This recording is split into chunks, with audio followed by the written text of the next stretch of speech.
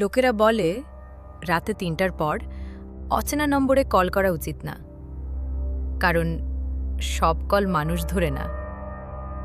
এক রাতে হঠাৎ ঘুম ভেঙে গেল। সময় ৩টা ৩। আমার ফোনে একটা মিসড কল, অচেনা নম্বর। কেন জানি না, আমি কল ব্যাক করলাম।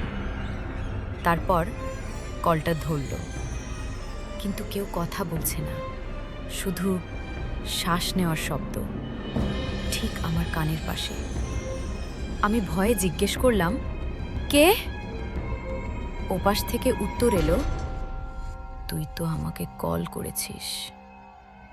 আমি সাথে সাথে কল কেটে দিলাম, কিন্তু তখনই বুঝলাম আমার ফোনটা এখনো আমার কানে, আর স্ক্রিনে লেখা, incoming call from my own number.